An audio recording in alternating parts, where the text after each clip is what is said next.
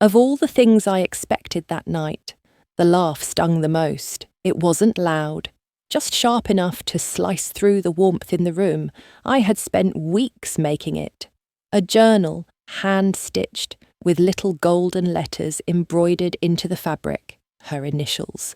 The kind of thing I used to make for my students when they graduated. She opened the box, glanced down, and said, "Oh, it's handmade." Then she laughed, loud enough for the others to look, and added, "Well, it's the thought that counts, right?" There it was, in front of everyone. I smiled, not because I was fine, but because I had made a decision earlier that morning, a decision no one in that room knew about. You see, I've never asked for thanks. I've never asked for gifts in return. But I know what love looks like, and I know what it doesn't sound like. So I let them pass the box around. I poured the cider. I helped clean up the wrapping paper, and then I went home and signed the last form I needed to. The college fund, the one I started for their child, my granddaughter, was now in someone else's name, still for her, but not through them. Some gifts you can take back, some lessons you don't need to speak out loud. I started working on it in early November.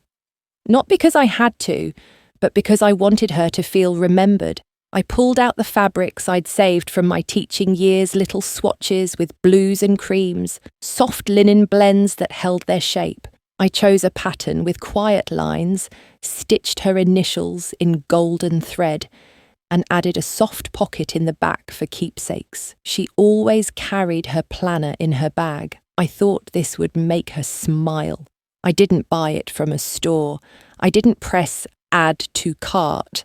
I used my hands, my time, my memory. Each stitch reminded me of someone. My son, when he was small, crawling across the carpet with yarn tangled around him. Her wedding day. How nervous I'd been choosing the right shade of ribbon for her bouquet. The day I first became a grandmother, when she handed me Ellie and said, "She has your eyes." It wasn't just a gift. It was time folded into paper and thread. I wrapped it in tissue paper with silver snowflakes. I tied it with a grey ribbon, soft and understated. Not flashy, never flashy, just thoughtful. Like I hoped she might still believe I was. And on the inside, I left a small note. "For Hailey, for the days you need to write something beautiful down. From Ruth." That was it. No performance, no expectation, just a quiet offering from someone who had always believed in showing love, not proving it. The funny thing is, I had sensed it even before I rang the doorbell. Something in the way. No one had confirmed the time. In the group text, she said, "Come by whenever," but never gave a firm hour. When I asked if I could bring anything, she replied, "Just yourself," with a smiley face. Still, I baked cinnamon bread 2 loaves, her favourite, wrapped them in foil and slid them into my old basket, along with the gift box. When I arrived, no one opened the door right away. Through the frosted glass, I saw shadows move. Then a voice, his voice. My son called out, "Oh, that's probably Mum." Like I was a package delivery, she opened the door with one hand, the other still typing on her phone. "Oh, hi, Ruth," she said, like I was the neighbour dropping off recycling. I stepped inside and warmth hit me, but not from people. The fireplace was on, the music was soft, and laughter echoed from the dining area. There were at least a dozen people already there. I wasn't early. I was just unaccounted for. Someone handed me a cider. No one asked about the bread. She placed it on the kitchen counter without looking inside. My son came up and gave me a sideways hug. "Hey, Mom," he said, already glancing over his shoulder toward the backyard. That's when I saw Hailey's sister open a gift, a sleek leather bag. People clapped, someone took a picture, and then, almost casually, Hailey nodded toward the stack of wrapped boxes. "Yours is over there," she said. "Go ahead and open it if you like." So I did.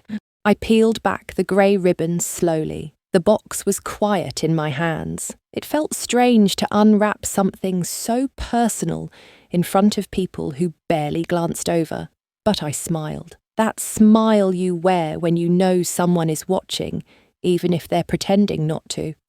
I lifted the journal out. It sat there in the soft tissue paper blue linen cover, golden initials, the stitched edge. My fingers instinctively brushed it flat. And then Hailey's voice cut through the small talk. "Oh, it's handmade." There was a pause, a small beat, like the room hesitated before moving on. Then she laughed, a short burst, sharp at the end. "Wow, that's sweet. It's the thought that counts, right?" Someone chuckled. Her sister leaned in and whispered something behind a napkin. My son stayed quiet. I looked down again. I had stitched that edge twice because I thought it might fray. I remembered pricking my finger on the needle. I didn't say anything. I closed the box carefully and set it beside my chair. No one asked about it after that. The party kept moving. The music got louder. The kids ran by with sticky hands and toy drums. I sat in the middle of it all, invisible but present. At one point, Hailey walked past me to pour herself another cider. She didn't look down, didn't say thank you. But I wasn't waiting anymore, because I had already done the hardest thing earlier that day, and no one in this room knew it yet. I had walked into the credit union, asked to speak to the manager, and moved the account into a new trust with a clause that gave access only to my granddaughter when she turned 18. Not a dollar could be touched until then. Not by her parents, not by anyone but Ellie herself. I hadn't told them yet. I wasn't going to. I left the party early. I told them I had a headache, something mild, nothing to worry about. No one stopped me at the door. My son gave me a distracted, "Thanks for coming, Mum." Hailey didn't even turn around. I walked down the steps, carrying my basket, now lighter but heavier somehow. The cinnamon bread hadn't been touched, the ribbon on the second loaf still intact. I didn't bother offering it again. The street was quiet, just a soft breeze and the hum of faraway traffic. It reminded me of when I first moved into that neighbourhood back when they were still dating, still hopeful. Hailey used to call me for recipes back then. That stopped the moment Ellie was born. No fight, no rupture, just a slow fading, one missed call, one forgotten invite, and then silence that dressed itself as modern boundaries. At home, I set the basket down on my kitchen table and turned on one warm lamp. The house didn't feel empty. It felt honest. I made tea, my usual mix of cinnamon and orange peel, and sat at the table without turning on the TV. Just me and the soft click of the spoon against ceramic. Then I opened the drawer, the one I keep locked, though no one ever checks. Inside was the college fund file, the first deposit slip dated 12 years ago, the little photo of Ellie taped inside her baby curls, barely visible in that tiny frame. I ran my hand over the folder. Earlier that week, I had gone to the credit union. Not out of anger. Out of clarity. Hailey had once said, jokingly, I think that handmade gifts were for people who didn't value time. I remember laughing back then. But it stuck. That phrase. That edge. I decided then that my time would be used carefully, so I set up the trust. I made sure Ellie would have access only when she was ready, not when her parents needed a new car or felt entitled to my extra help. And now, sitting in the soft light of my own home, I realised something I hadn't before. Quiet isn't the absence of noise, it's the moment you hear yourself again and believe what you're saying. The phone rang the next morning. I thought for a second, maybe it was my son calling to apologise, to say he noticed what happened, that Hailey had crossed a line, maybe even just to say, thanks, Mum. It wasn't him. It was Rachel, Hailey's younger sister. I hadn't spoken to Rachel in months. She was always polite, a little more observant than the rest. She used to help me in the kitchen during birthdays, asking quiet questions while we peeled apples together. "Hi, Ruth," she said gently. I just wanted to check in." I asked if everything was okay. There was a pause. Then she sighed. "I saw what happened last night. With the journal. I thought it was beautiful."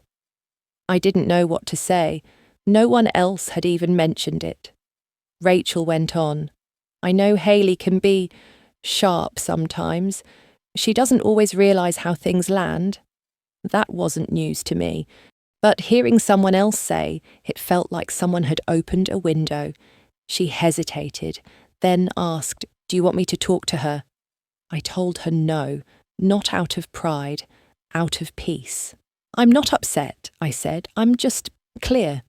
She was quiet for a beat. Then she asked, "Was it true?" "What I overheard, you changed the college fund." I froze. I hadn't told anyone. I hadn't meant for it to be public yet. "Where did you hear that?" I asked. "I overheard you and the teller when you came in. I was in line at the same branch. I didn't say anything, just remembered." I let out a small breath. "It's true," I said. She didn't push, didn't ask why. Instead, she said something I'll never forget. "She's going to need someone like you when she's older. Ellie, I mean. Someone who remembers who she was before everyone told her who she had to be." I felt something tighten in my throat. Rachel didn't offer judgment. She didn't ask for a reversal. She just offered to drop by sometime with coffee, said she'd bring a lemon scone like old times. We hung up, and for the first time in a long while, I didn't feel invisible. I felt witnessed. That evening, I found myself standing in front of the hallway closet. I don't know what pulled me there. Maybe it was the quiet hum of the heater. Maybe it was the cinnamon scent still lingering in the air. Or maybe it was something deeper, a whisper from a part of me I had tucked away, like the box I reached for on the top shelf. It was the old planner, the one I used to keep for Ellie. Back when she was just a toddler, before preschool, I'd write down little things, milestones, her favourite words, how she'd crinkle her nose when she concentrated. No one ever asked me to do it. I just wanted to remember. Flipping through the pages, I came across a folded piece of paper I had slipped between March and April of one year. It was a drawing, crayon on printer paper, 3 stick figures, all holding hands. One had curly hair like mine. Above them, a bright blue star. I remembered the day. We had been playing on the porch, and I asked her what the star meant. "That's Grammy's star," she said. "You keep the sky safe." I sat down. I didn't cry. I didn't smile. I just felt everything at once.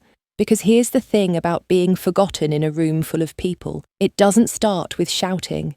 It starts with small edits. Being left off the group text. Being asked to bring napkins instead of being part of the planning. People don't erase you all at once. They fade you like an old photograph too slowly for anyone else to notice. Until one day, you look around and realise you're only visible in the margins. But in that moment, holding her little blue star, I remembered, I am not a margin. I've been a page in this family's story long before they knew how to write their own chapters. And while I may no longer be in every scene, I get to choose where my ink still flows. I place the drawing back inside the planner, carefully, intentionally, and closed it, like you'd close a memory that still breathes. Some things don't need to be said to be true, and some truths once whispered never unwrite themselves. 3 days after the dinner, I stopped by the bank. The teller recognised me. Her name was Mia, maybe 24, with short pink nails and a kind smile. I slid the college fund paperwork across the counter and asked to make a change. She glanced at it, then at me. "Is this a withdrawal?" "No," I said. "It's a redirection." Her brow furrowed a little, but she didn't ask questions. I had opened that account the week Ellie was born. It wasn't much at first, just birthday checks, loose cash, the occasional refund I didn't need. But over time, it grew, and so did my hope. I imagined her opening the acceptance letter one day, squealing across the hallway, and me being able to say, "It's taken care of." Not as a gift, as a foundation. But now, after watching her mother dismiss the very foundation I tried to offer, I realised something. Respect isn't built on financial support. It's built on acknowledgement. And if her mother couldn't teach her that, then maybe my support would come in another form. I asked Mia to add a new beneficiary, still a child, still a girl I loved, but not Hailey's daughter, my niece, Lily. She's 9. Her parents are exhausted. No one in that house talks about college, not because they don't believe in her, but because they're surviving. She once gave me a birthday card made out of cereal box cardboard, and on the front, she glued a single daisy. "To Aunt Ruth," it read, "you make plain days warm." The paperwork took 20 minutes. Mia printed the updated form and slid it toward me for signature. "Anything else I can help with today?" she asked gently. I hesitated. Then I said, "Actually, yes. Can you remove the notes connected to the original beneficiary?" "You mean delete her name?" "Exactly that." She looked surprised, but didn't protest. I signed the form, and as I stood to leave, I noticed something tucked into my purse, the old cinnamon tin. I had grabbed it absent-mindedly from the kitchen shelf that morning, thinking I might finally toss it. Instead, I held it close. Let it remind me that sweet things can linger even after the recipe changes. That evening, the phone rang. It was Michael. I could hear traffic in the background and the soft sound of Ellie's voice, distant, like she was asking for a snack. "Hey, Mom," he said, casual, like we hadn't just spent an entire dinner pretending things were fine. I waited. He cleared his throat. "Hailey said she might have come off too strong." "Did she?" I replied. "Yeah. She said maybe the joke about the scarf was—" "It wasn't a joke," I said, "but I'm not calling to argue." Silence. Not the tight kind, just weightless. The kind that makes both people aware something is shifting, but no one's quite ready to label it. "I just wanted to check in," he said, quieter now. "Ellie really loved her gift, you know. She wore that scarf the next morning. Wouldn't take it off." I almost smiled. Almost. "I'm glad," I answered. "But that wasn't why I made it." "What do you mean?" "I didn't make it to be appreciated. I made it because I love her. But when you let someone call something made from your hands cheap in front of a room, you're saying the love that shaped it doesn't matter." He exhaled slowly. "I didn't think of it that way." "I know," I said. That's the part that stung. For a moment, I heard only the hum of his car engine, a left-turn blinker. Maybe a pause in thought. Then he asked, Are you angry with me?" I could have said yes. But anger wasn't the right word. "I'm sad," I said, "because you used to know when I needed you to speak. You used to defend the parts of me that didn't fit in." "You mean when I was 16 and fighting with Hailey's dad in the driveway?" He chuckled nervously. I didn't laugh. "I mean last week, when you stood beside someone who laughed off my heart and said nothing." Another silence, this one sharper. Then, finally, he said, "I'll talk to her." "No," I replied. "You don't need to fix it. Just notice it." I didn't wait for his response. I just said goodnight, and I meant it. I sat down by the window afterward and let the weight of the unspoken settle. There are conversations that change everything, and then there are the ones that simply mark the beginning of a new tone 1 octave lower, but unmistakable. Sunday morning came with rain, the kind that taps on the windows like it remembers your name. I baked early, even though I wasn't expecting anyone. The cinnamon bread recipe was old handwritten, frayed along the edges. I folded it out on the counter anyway, as if by muscle memory. the kitchen filled with the smell of brown sugar and quiet comfort. I only set one place at the table. The good plate, the blue tulip teacup. It was a habit that had once belonged to Hope. Now it felt like something else. About 10 minutes after the bread cooled, my phone buzzed. It was a text from Michael. "Hey, just checking in. Hailey's still tense, but Ellie asked if you were mad at her. Just wanted you to know that." I stared at the screen, and then, like a reflex, I took a photo of the bread, sent it back with a short line. Tell Ellie this was made with her in mind. That was all. No invitation, no open door, just the scent of something warm drifting in her direction. I sat down, broke off a piece for myself. The planner lay beside me, the same one where I'd written her first kindergarten recital in shaky red ink. I flipped to the current week. Every square was blank. It used to be filled with drop-offs, pick-ups, recital times, volunteer duties, birthday notes, costume reminders, and scribbled thank you lists. Now, white space. I picked up my pen.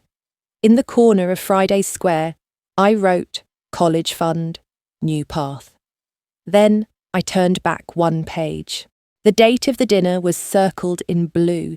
Next to it, in smaller writing, scarves unravel only when pulled. I didn't remember writing that. Maybe I had jotted it in a haze of emotion, but reading it now, it felt true. Not bitter, not dramatic, just true. Sometimes things come apart, not because they were poorly made, but because someone pulled too hard, thinking it wouldn't matter. It was Ellie's spring fundraiser at school.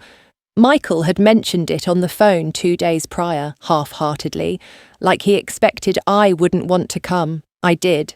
I arrived early and sat quietly near the back of the auditorium. I wore the red cardigan Ellie once said made me look like a holiday cookie. It wasn't much, but it made me feel visible. The room was full of laughter and busy parents organising donation tables, baked goods, raffle prizes, and then I saw them, Michael, Hailey and Ellie, near the front. Hailey caught my eye. No wave, no smile, just a glance, long enough to make me feel like I had entered through the wrong door. I smiled anyway, for Ellie. She ran to me, all curls and sparkle shoes. "Grandma!" she whispered, like it was a secret too precious to say loud. I hugged her, then handed her a small envelope. "What's this?" she asked. "Your school asked for donations. I thought I'd contribute in your name." Her eyes lit up. "It's from your college fund," I added gently. "Just a little bit early." She hugged me again, fiercely. That's when Hailey walked over. "Hi," she said, tone clipped. "Thanks for the contribution." I stood up slowly. "You're welcome. It's Ellie's school. I just wanted her to feel proud. She always is." Hailey replied, her voice sharper than it needed to be. I looked at her for a moment. "There's pride," I said, "and then there's legacy. They're not always the same." Her smile didn't reach her eyes. "Well, I suppose we all give how we can." It was a jab, and we both knew it, but I didn't flinch. "I suppose we do," I replied, then turned to Ellie. "I'll be in the back. I brought lemon bars." Ellie beamed. "With powdered sugar." "Of course." As I walked away, I caught Michael watching from the corner of his eye hands in his pockets, jaw tight. He didn't say anything, but he didn't look away either. The fundraiser ended just after sundown. I stayed long enough to clean up Ellie's glitter trail and wrap the leftover lemon bars. Most people had trickled out, the laughter fading into tired goodbyes. I had just stepped outside when I heard my name. "Ruth!" It was Hailey, alone, arms crossed, keys in one hand like she wasn't sure whether to stay or flee. "I didn't mean to embarrass you earlier," she said, eyes flicking to the sidewalk. "At the fundraiser." I turned to face her. "You didn't." "That's generous of you," she muttered. There was silence between us. one of those stretched, breathing kinds that make people shift on their feet. "I know how you see me," she said finally.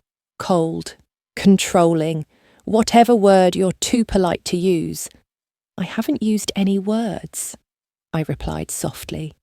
Hailey sighed, the kind of exhale that carries a decade's worth of weight. I grew up with a dad who called anything handmade lazy. If it wasn't store-bought or brand name, it was trash. I spent my whole life proving I was worth more than that. She looked at me then, really looked. "So when you gave me that scarf," she continued, "I didn't see a gift. I saw a test I'd failed. I didn't say anything. I wasn't sure I should. But Ellie loved it," she added quickly. "She wore it to school the next day, told her teacher her grandma made it with cinnamon in her hands." That made my chest tighten. She said that? Hailey nodded. Then she added, "Ellie thinks you built the world." A pause. "And I know you set aside that college fund because you believed in her, and in us." I stayed quiet. Her voice was trembling now, even as her posture remained stiff. "I guess I just don't know how to receive something I didn't earn," she said. "You did earn it," I said finally. "You loved my son. You raised a daughter who sees warmth in a scarf." She blinked, then blinked again. "I'm not used to being forgiven." "I'm not offering forgiveness," I replied gently. "Just clarity." Hailey took a shaky breath. "That's more unsettling somehow." We both laughed quiet, uneven, and then she said, almost whispering, "I want to make space for you, Ruth, but I don't know how to do it without losing space for me." There it was. The real reason, not jealousy, not disrespect, just fear. Fear of being erased in a house built on someone else's love. Michael stood by the car, waiting. His hands were in his pockets. Always that same stance when he didn't know what to say. I used to think it meant indifference. Now I knew better. It meant hesitation, discomfort, words he hadn't yet learned how to form. Hailey gave me a small nod and walked ahead toward Ellie. Michael didn't move, neither did I. Finally, he spoke. "She told me what you said," he murmured. "About clarity," I nodded. "And she told me about the scarf and the cinnamon." His voice caught on the word, almost like it embarrassed him. I smiled gently. "Ellie remembers everything." He looked down at the gravel underfoot. "You know, I used to think you were overbearing." "I know," I said. "You told me once, when you were 16. He chuckled, embarrassed. "Yeah, I remember." There was a long pause, the kind you can only have between two people who share too many Christmases, too many silent breakfasts, too many moments where love stood in the doorway and no one invited it in. "I didn't know how to stand between two women I love," he said. "I thought if I chose one, I'd lose the other." My throat tightened. "I never asked you to choose," I said. "I know, but I felt like I had to protect something. Maybe Hailey, maybe myself. What about Ellie?" I asked softly. He looked up then. "That's the thing," he whispered. "She's starting to ask questions." I tilted my head. Like, why we don't go to Grandma's house anymore. Why the planner on your shelf has her birthday circled, but we never mention it. That one landed. He added, "She remembers you painted stars on her bedroom ceiling when she had the flu. She thought that was magic." A moment passed. "I still have that planner," I said quietly. "Haven't thrown it out." He gave a small nod, then pulled something from his coat pocket, a drawing, red crayon stars, stick figures, one with curly hair, one tall, one with a scarf. "She drew this yesterday," he said. "Said she misses you in her bedtime stories." I took it with both hands, not trusting myself to speak. "She's watching us," he added, "and I think We're not doing a great job showing her what love looks like when it's quiet. That's when I looked up at him. And what do you want her to see? He hesitated. Then, that it's okay to come back. It was almost midnight when I sat down at the kitchen table, planner beside me, cinnamon tin unopened. The stars Ellie drew lay in front of me. They weren't perfectly shaped, just red crayon loops and stick legs, but there was something about the way she'd drawn me with that same scarf, standing right beside her. I reached for the old folder, the one with the college fund documents. It hadn't been touched in years, sealed after the last deposit when Ellie turned 6. There was a time I updated it monthly, adding interest reports, printing contribution records, checking projected tuition increases. Now, the paper inside smelled like old ink and regret. I opened it. The amount was still there, and more, quietly, through years of habit and auto deposits. The fund had grown larger than I'd expected, enough for a 4-year degree, and then some. That should have brought pride. Instead, I felt a sharp edge behind my eyes, because the money was sitting, untouched. Not because they didn't need it, but because they didn't expect me to give it, and I had stopped offering. I reached for my pen. In the planner, I circled one more date my own. Not a birthday, not a holiday, a quiet Friday in March. That's when the next withdrawal was scheduled, automatic, non-refundable, final. I flipped the page to double-check, and that's when I saw it one line, scribbled months ago, in faint pencil. College fund release, contingent on respect clause. I'd written that clause years ago when I first met with the attorney, when I added the stipulation, if I ever felt disrespected or erased, I could pause or redirect the fund with legal standing. Back then, I thought I'd never need it. But sitting there now, alone, cinnamon untouched, I realised I already had. The folder felt heavier than it should, and I wasn't sad. I wasn't even angry. I was steady. The following Sunday, I returned the spare key. No ceremony. Just a small, padded envelope slipped through the mail slot of their front door. No note. I stood there for a moment longer than I should have, listening for footsteps. None came. I turned to leave, but the porch light flicked on. Michael opened the door, blinking at me. He didn't smile, but he didn't look away. You could have just knocked, he said quietly. I could have, I replied. He looked down at the envelope in his hand. Hailey appeared behind him. Her eyes swept over me, then over the envelope. You're returning the key? She asked. I figured it was time, I said, calm. I don't think I'm expected anymore. Michael shifted slightly. His mouth opened like he might object, but he didn't. Instead, he said, Ellie liked the lemon bars. She said they tasted like snow. I smiled. Tell her I'm flattered. Snow's hard to bake. Silence settled between the three of us. I could feel it, the weight of what wasn't being said, the quietness of a son who hadn't pushed back, the stillness of a man who once held my hand at doctor's appointments. Hailey stepped forward. If this is about the fundraiser, she began, her voice flat. I already thanked you. Did you? I asked, tilting my head gently. Michael exhaled slowly. A pause.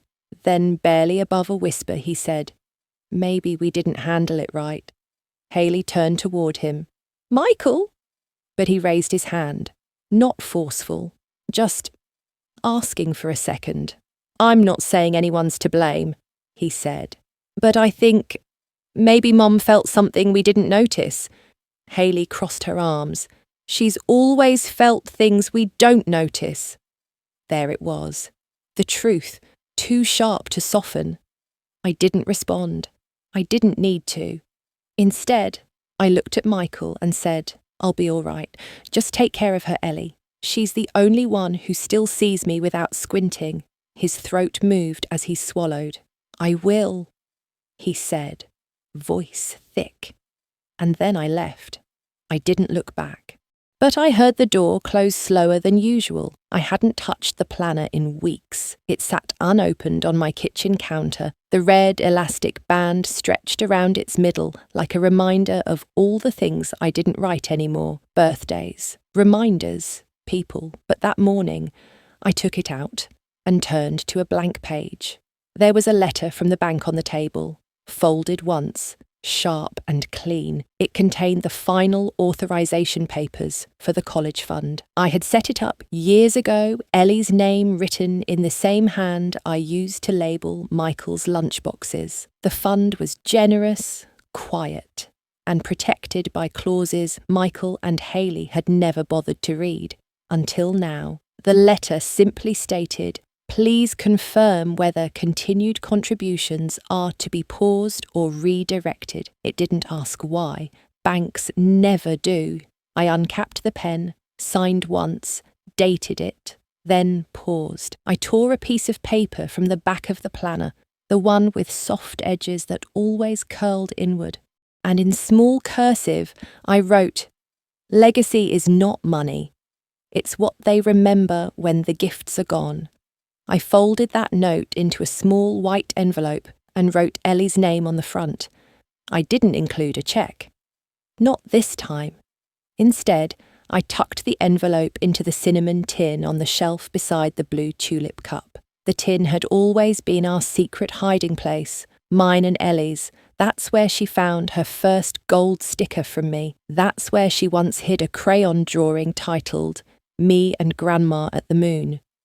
I stood there for a long time, not grieving, not angry, just still. Sometimes legacy isn't what you leave, it's what you stop giving when no one's listening. It was a Tuesday morning, the kind where the sun doesn't quite commit and everything feels like it's waiting for someone else to go first. I stood at the kitchen window, a chipped blue mug in hand. Ellie had painted it. At one of those pottery places, half the stars were smudged and the handle had a tiny crack. But it held together. Outside, the world moved on. A woman in a navy coat walked her golden retriever past the building. A child's voice echoed from across the courtyard. "Grandma said I could," followed by muffled laughter. And then I heard it. From somewhere on the sidewalk below, a young woman, maybe in her 30s, was on the phone. She was saying, "No, I didn't expect her to show up. I thought she knew better than to just arrive." I didn't see her face, but I saw her reflection in the apartment window. Taut, tired, bored. I froze. It wasn't about me. I knew that. But it might as well have been. That sentence, those exact words were almost what Michael had said on Christmas Eve. "We weren't expecting you." I could still feel the doorway draft, the pause before he stepped aside, the absence of Hailey's voice from the hallway. I set the mug down and took a step back from the glass. How many women had stood in kitchens like mine, holding on to gifts, casseroles, stories waiting to be told they were welcome? How many had been unexpected by the people they helped raise? I pressed my palm against the cool counter and inhaled slowly. Somewhere in the building, someone turned on a vacuum. Somewhere else, someone turned the page of a newspaper, and I stood there. Just me and the sentence I hadn't written, but that had been written for me, in the mouths of others. The sentence that now lived rent-free in my chest. That afternoon, I opened the planner again, not to plan, not to schedule, just to remember. The same chipped blue mug sat beside me, half filled with lukewarm cinnamon tea. Outside, the street sounds had faded into a soft hum. Like the world was giving me space to breathe, I flipped to the back past birthdays I no longer celebrated, appointments long missed, notes that no longer mattered, and there I wrote the sentence. "We weren't expecting you." I wrote it exactly as I remembered it. No quotation marks, no commentary, just the words. Then I paused. Beneath it, I wrote something else, my own reply, not the one I gave in real time, but the one I wish I had said. "That's all right. I wasn't expecting to feel so forgotten either." My handwriting looked tired.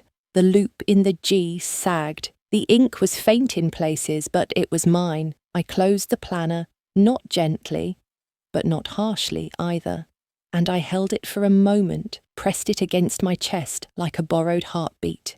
Then I stood and walked to the bookshelf where Ellie's drawing was still pinned between pages of an old photo album. 3 figures under gold stars, no faces, just shapes. I took a thumbtack and pinned the planner page beside it. 1 sentence spoken aloud, 1 never said, and both were mine now. Legacy isn't just what you say. It's what you finally write down after a lifetime of being edited out.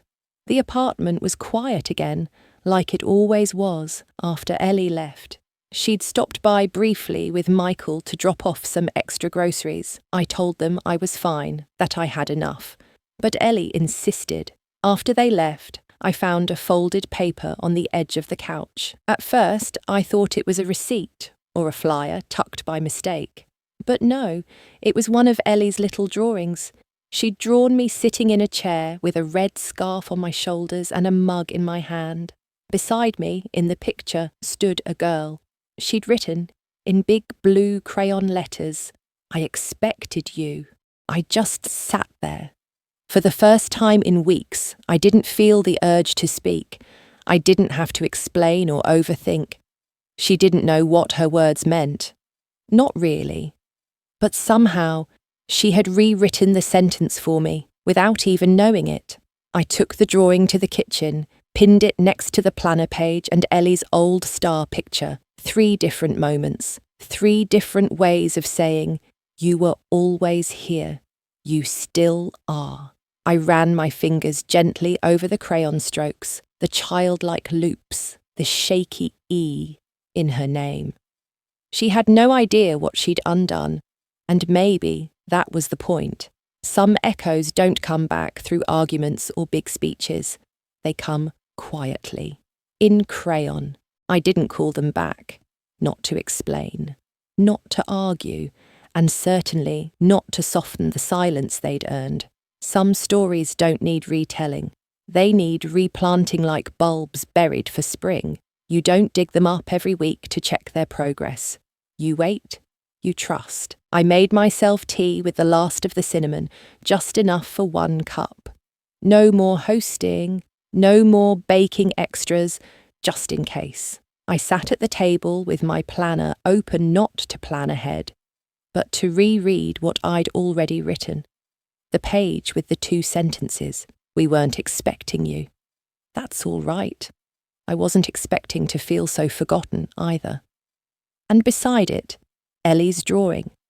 I didn't need forgiveness. I needed space to not be the one who always forgives first. The planner will go to Ellie someday, not as a weapon, but as a quiet record that love doesn't disappear just because it wasn't seen in the moment. Somewhere in that silence, I found myself again. Not the version that bends, not the one that plans 2 holidays in advance and leaves the porch light on, but the version that remembers who paid the first tuition bill, who bought the first scarf, who made the bread, who stayed. And when they look back, they'll realise that the line between spoiling someone and saving them is often drawn by the one who finally steps away. I didn't slam any doors, but I didn't hold them open either. Sometimes the most powerful sentence is the one you whisper only to yourself. I am done.